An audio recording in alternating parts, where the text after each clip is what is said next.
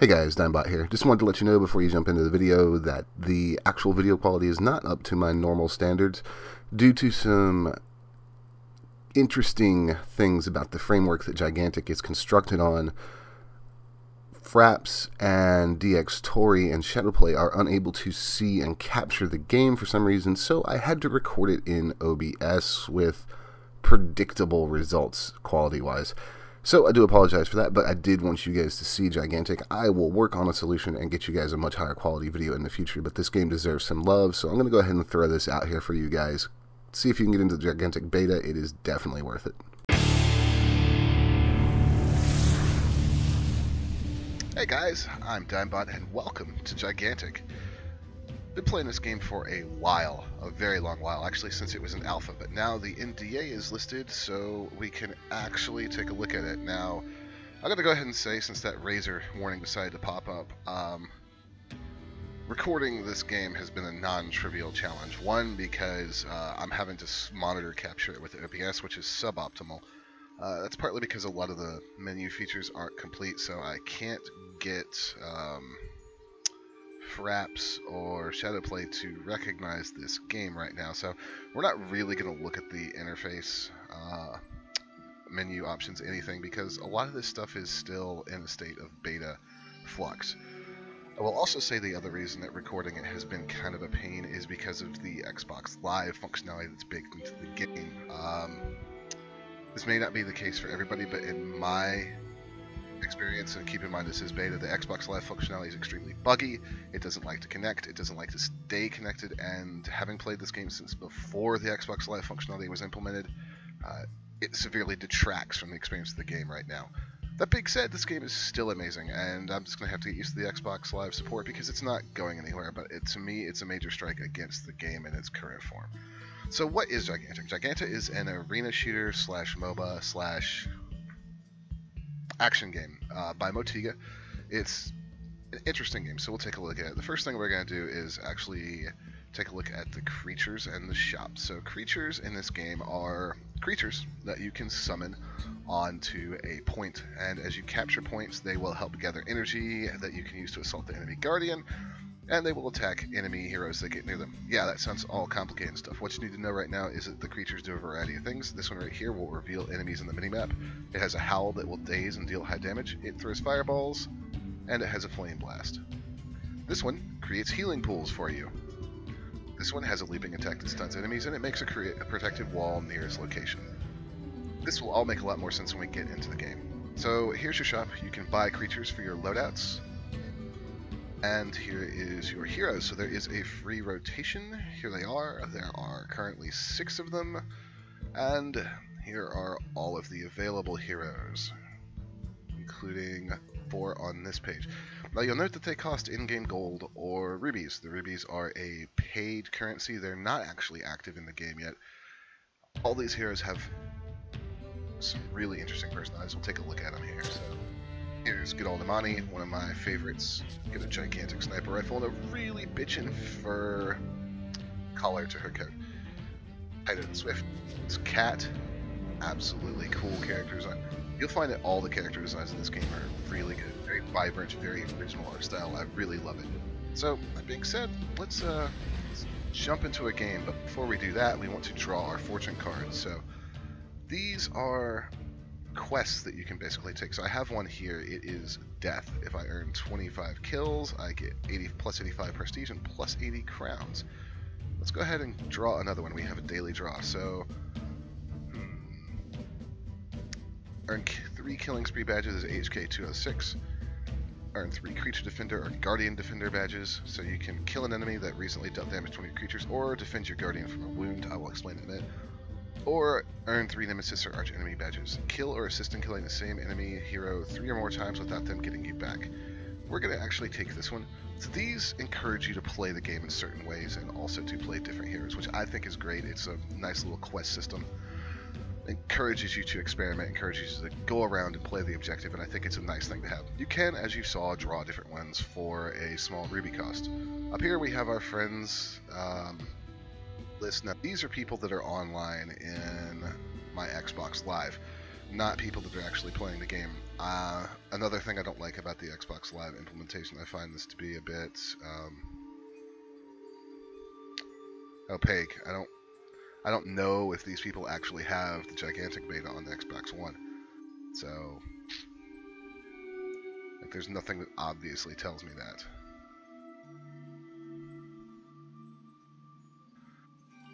Alright, so let's just, while we wait on a queue here, we have your badges here. These are different things that you unlock. So, for example, double hero kill, I've gotten 2 double kills, 2 guardian defenders. Killjoy, I ended an enemy killing streak. Death's Door, kill an enemy while I was badly injured. Highlander, score a kill against an enemy playing the same hero as you. Revenge, kill the enemy that killed you last. A lot of standard little things here. So let's just wait on the match. Alright, and here we go. We are loading into a match right now. So, let's see if we can change hero. I would much rather play this hero. The one that it's giving me access to, I absolutely cannot stand. I'm also terrible at this hero. So we'll talk about the business model in a minute, but let's just, of course you switched off Tino. We'll talk about the business model in a minute, but I should note that the heroes that I like to play are now locked behind a paywall, which aggravates me.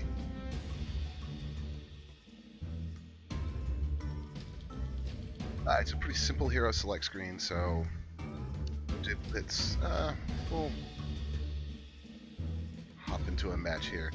So the idea of Gigantic is pretty simple. You load into a map and each team has a guardian, the griffin or that snake creature.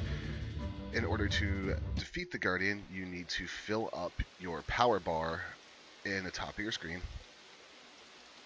And once you do that, your guardian will rampage across the map, will attack the enemy guardian and knock them down. And once that happens, you can wound them. Now each guardian can take 3 wounds. That's the 3 divisions you see in that green health bar up there.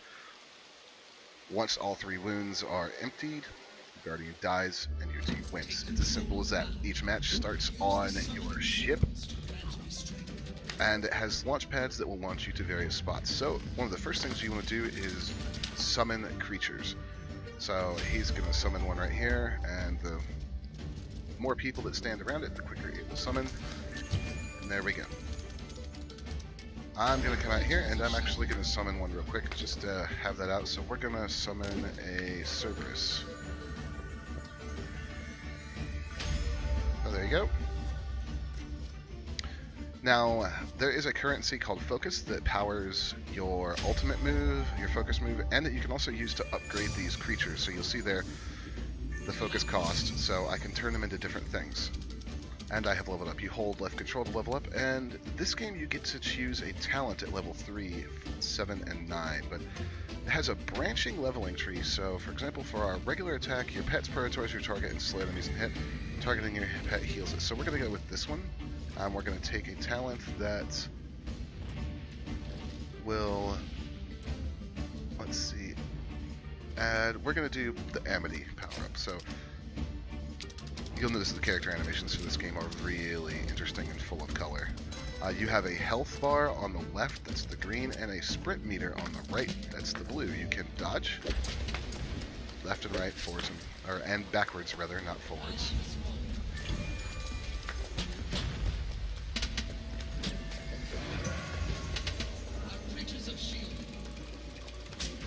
And we're going to summon a portal beast right here. So these are like little turrets for this character. They're actually pretty interesting. So you can have multiples up at one time. They heal pretty quick. And you could use these to kind of guard an area. So, and I can stay in here and I can heal, which is fantastic in the middle of a battle.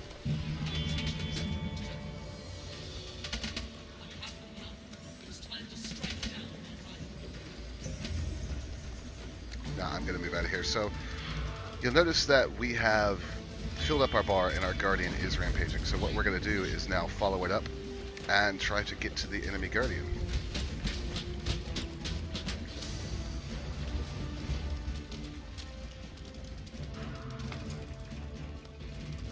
I'm going to put these down to assault the enemy bloomers.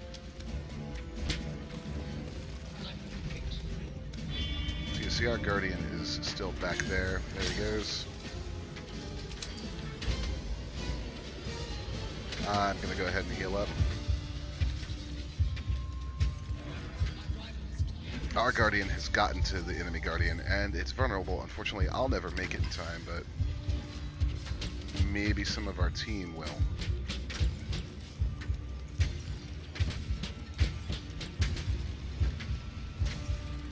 This is not a character for direct assault. This is very much a support character, I feel.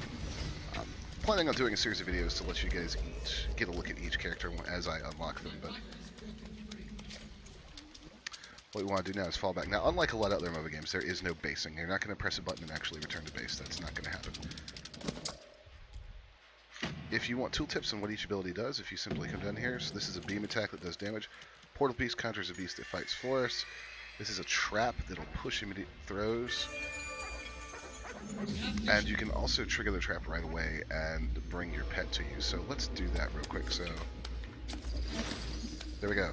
So I can bring my Portal Beast with me. Matter of fact, I think I can actually level up.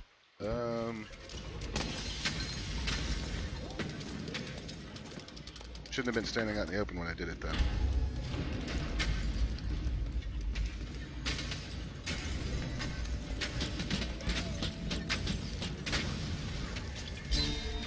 So I definitely want to get away.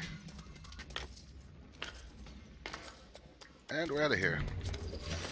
Use that Portal Beast to cover the stairwell behind us. Now you will regen health out of combat. And they are definitely trying to take this point. Now, if they manage to kill one of our creatures, they will gain energy for their Guardian, which they can then use to attack us. Now, I do have my focus available, so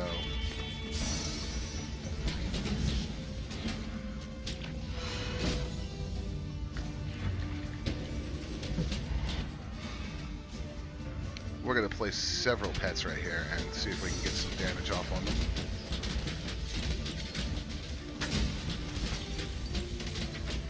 As you can see, this is not a character you're going to be getting a lot with, but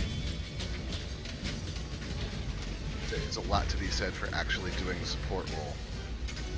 So I'm going to go ahead and summon our furthest beast and then read to this guy. High ground is important in this game as well. But it's time to move forward and try to take advantage of wounding the enemy. You'll see there that the enemy Cyclopses and things will attack you. So their Guardian has been wounded. Now you notice those glowing spots on the Guardian. You'd actually attack them and steal power. And that's Tyto the Swift. He's a very dangerous character. Also of note, if you're wondering what the numbers on my HUD and my reticle are, the game will actually show you your cooldowns for your abilities in the different quadrants there.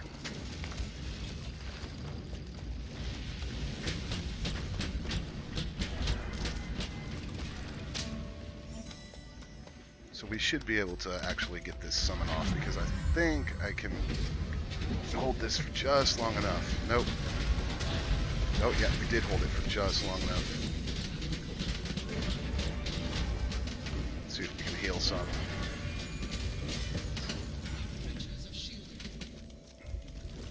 This character is extremely hard to kill. Now we get another perk. I'm going to put phase variance in because now I can move while I'm on my portal. And I've also set an ability that will allow me to reset all my cooldowns when I come off my focus. The focus can charge up to 3 times.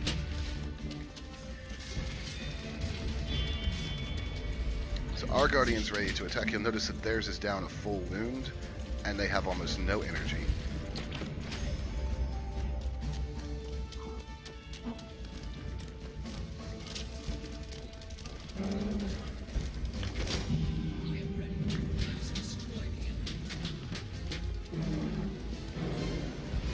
There is our Guardian. Now I can move in my portal now, so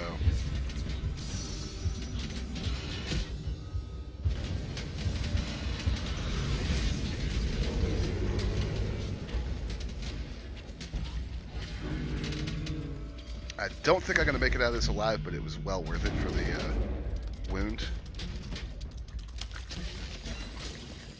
They're going to have to honor the threat that... Oh, almost made it. However, we will work on our beasts. We'll go with allies near your beast gain plus 10 damage. And...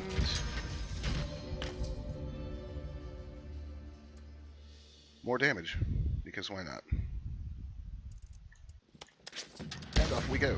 Now, one thing that's interesting about this game is that they didn't want matches to go on forever like some MOBAs will. So you'll notice that we're in a completely different arena now. This is the clash. After 15 minutes, both Guardians break through to a different area and enter the clash. And this is designed basically to go ahead and get the game over with. It forces a confrontation. And I rather like it. Keeps things fast-paced. Gives you a sense of urgency, gives you a sense of that there is a time limit hanging over you. And in this arena, you can't resummon the monsters, so... Actually, you used to not be able to. Apparently you can now. You can tell I haven't played in a little while. Now we need to assault. So this keeps you on your toes because it's a very enclosed space.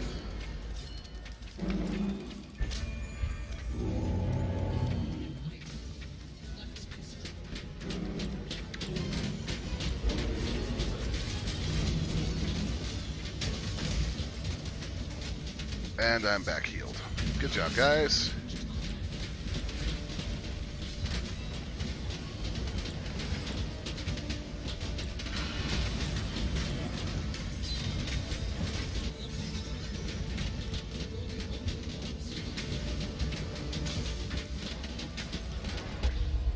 Damn, I was hoping to get my focus off before that happened. It's okay, though.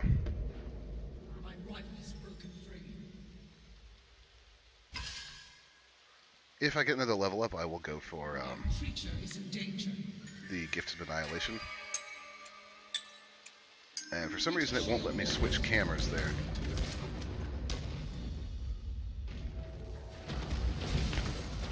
Ah, yes, healing pools. Thank you, Uncle Sven. You'll notice the quick commands down in the bottom. There used to be a chat option, but when they integrated Xbox Live, they took that away. Yet another strike against the Xbox Live integration, in my opinion. Making it extremely hard to communicate with people unless you're on voice comms is never a good thing, in my opinion.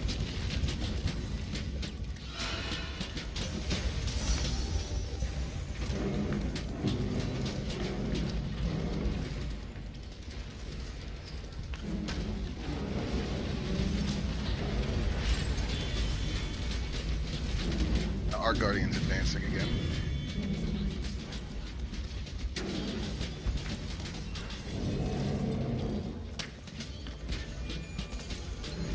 Yes, those damage numbers tend to stack up. So all the characters in this game have really unique abilities. I'm planning on doing some more videos for you guys, but just know that this is a very fun game. Even in its current early beta state, and even with the massive problems that Xbox Live causes with it, it's an extremely fun game, and I would highly encourage you guys to check it out. Now, before we go, let's take one last look at the heroes so you guys see what I was talking about. So here are some heroes I like. Trip, Imani, so 8,000 gold crowns, 12,000 crowns. Now, I've played about 4 matches on this new build, and I'm up to 1,100, almost 2,000, or almost 1,200 crowns. So it's going to take me a while to actually unlock any characters. So I hope that they will kind of dial that back a little bit for the beta so we can test some more characters and get the game a little more balanced. But I understand wanting to test out the business model. I don't know what 900 or 600 rubies is going to equate to in monetary terms, so we'll have to stay tuned to find that out because it's not in yet. But guys, that has been a look at Gigantic. More to come. I have been Digmbot. If you liked the video, hit subscribe, give it a like. If you didn't like it for some reason, feel free to hit the dislike button. Or if you just don't like colorful games, dislike it for that. See you next time.